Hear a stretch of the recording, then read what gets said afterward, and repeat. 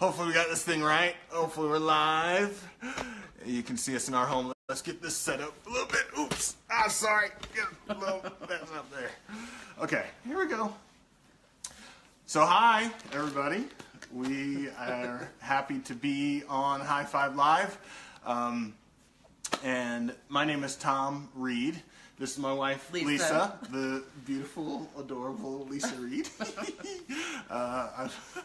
And we're coming to you live from South Jordan, Utah, where we live with our family. Lisa and I have 5 children. Age ranges from 18 down to 6.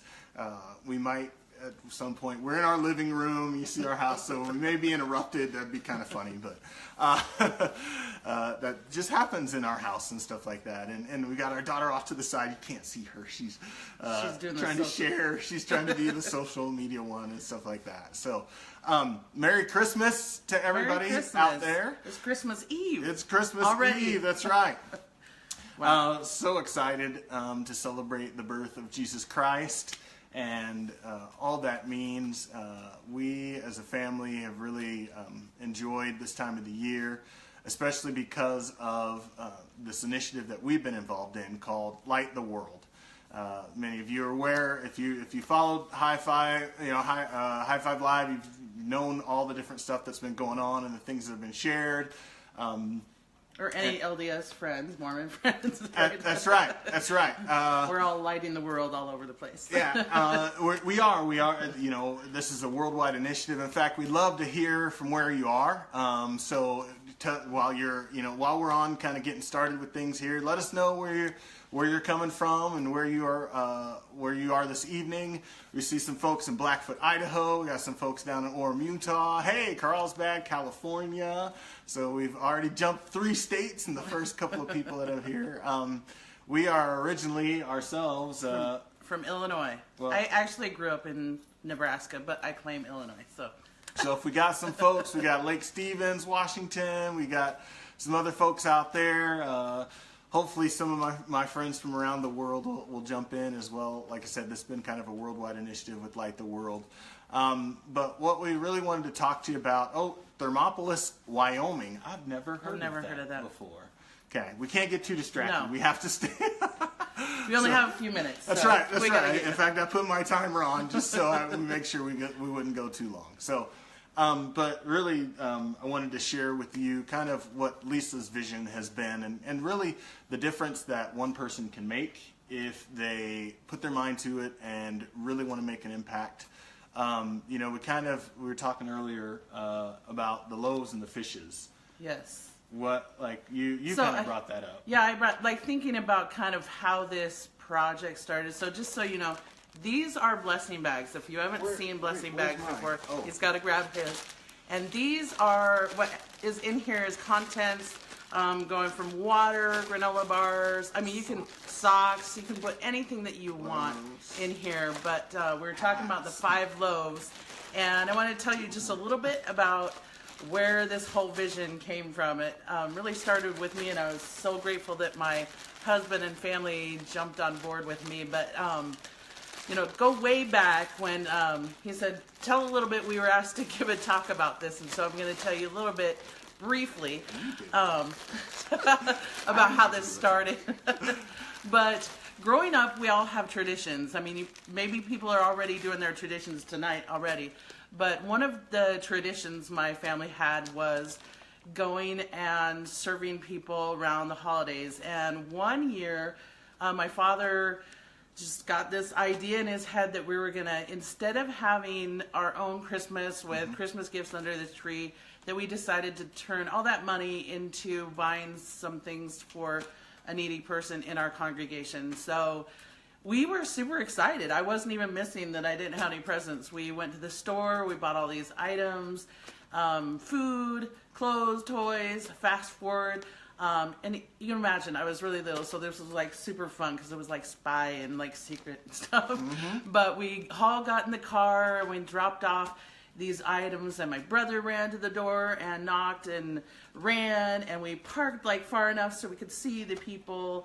And it was just super exciting to see just the excitement and awe that these people had with these gifts. And kind of fast forward. Wait, I want to ask them a question. Ask a question. So this is Lisa's family did what they call the Green Phantom. Oh yeah, that's what. But have any of you that are watching done the same kind of thing? And if so, give us a thumbs up. If you've gone and you've delivered something in secret during Christmas to a family, or been the recipient of things that have been given to you as the secret Santa people. We're waving. I'm giving a thumbs up. So give a thumbs up if you've ever done that. If you know somebody that's done that, we'd love to hear. See those thumbs up. So thanks. So he alluded to the fact that we had been the recipients of these such gifts. We had a point in our lives where when the economy crashed, we kind of crashed along with it. Mm-hmm. And I laugh now, but it's kind of tender back then when we didn't have. We had food because, gracious of our family, the church, we had our necessities like that, but we didn't have any extras to go out to eat or to get my kids Christmas gifts or things like that. And so there was a couple years where we had, gifts all week long leading to Christmas. And I remember I swore to myself that I was like, and I want to switch this after I say it, but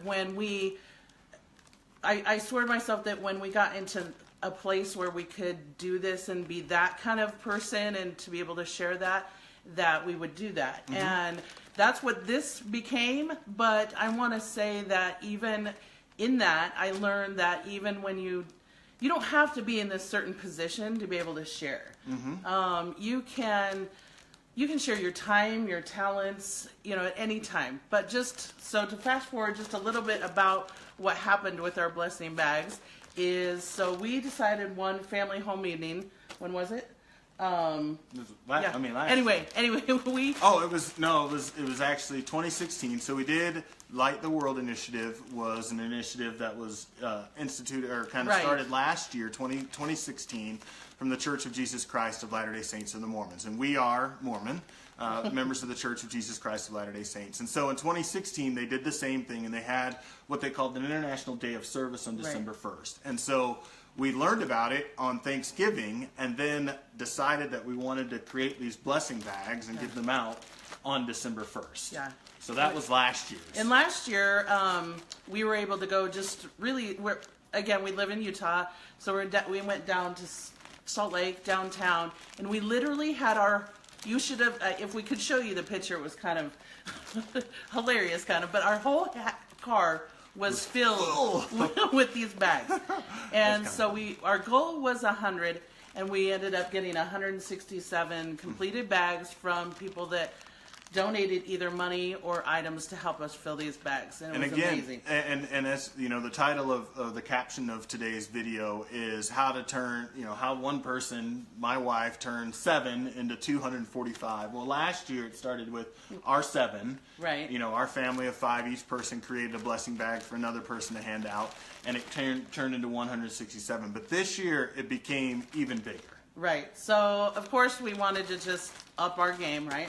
So we decided that our goal was 200. Mm-hmm. And then I want to share really quick the story of the first few days. Our goal was 200, and we put it out there, and a few days later there was a few donations really right off the bat.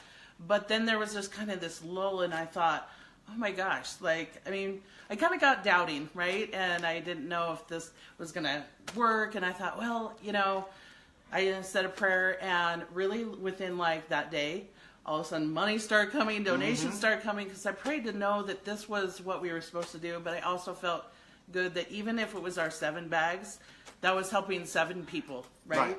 Right.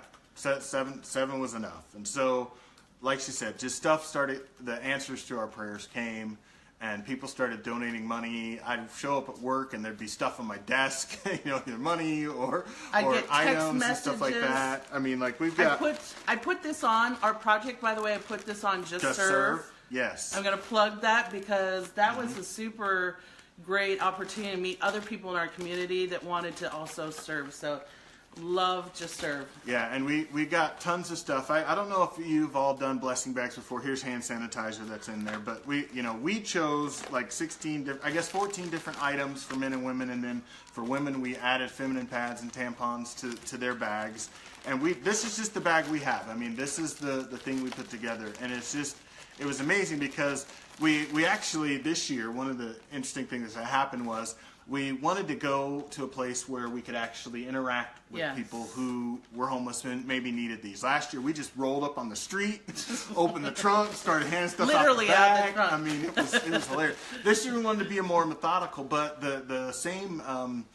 There's some things that don't exist anymore with the way that they do things in downtown Salt Lake with the homeless, and so we ran into a problem because we wanted to deliver on a Saturday, but many of the shelters and resources are closed, and so there's not a lot of homeless people just walking around on a Saturday night, things like that. And so we actually connected through Calvary Baptist Church here in Salt Lake. They have a ministry called Fill the Pot, and every Sunday morning they feed the homeless that normally they would do in the park, but now they have a building that's downtown, and they serve anywhere from 350 to 500 people every amazing. Sunday. They just give.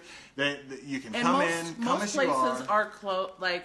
So most right, of the homeless right. places are closed on Sunday. So this gives those people opportunity. This Fill the Pot ministry. And they have tons of food. In fact, our kids, the greatest thing was our kids this year got to be able to serve the food line there. Lisa and I set up, and we were manning the blessing bags. And like I said, the blessings came in. We had lots of people that helped us. We had our young men and young women in our ward help us assemble, and we were able to take over there 245 bags on Sunday morning. This was last Sunday, actually the 17th. So how 7 became 245. That's amazing. It is amazing. And because of the generosity of other people like yourself and people in our community that donate to help this happen.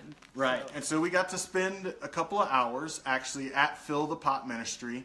And during that time, we ended up giving up about 200 of the blessing bags themselves to different people. Not everybody wanted a blessing bag. They came for food. They came for other things, additional clothing, stuff like that. And so we left the blessing bag so they can come. And one of the things that one of the pastors there, Sister Ragsdale, she talked about like how well packed these were and how thoughtful exactly they what were. they needed. And it was so funny. Everybody kept saying, "You got any gloves?" I'm like, "They're in the bag." And they're like, "You got any socks?" In the bag. What about some deodorant? In the bag. Like, we had so many things, which was great. And it was great to be able to go with our children and be in that environment. And the thing that came to my mind is we realized that the need, like being there, we saw the need isn't just once. Right. It like people come week after week, right? Right. The people have needs all year long, and with Fill the Pot Ministry being there every week, and our brothers and sisters from Calvary Baptist Church, they're supporting this ministry and these people. We know we have more to do. If you're in Salt Lake, that's a great place to donate. They just give, you can donate your clothes, and they just give those clothes free to those people that are in need. So absolutely, and so we're looking to do more. We're looking to obviously. It's kind of Lisa's vision a long time ago was to do these blessing bags, right.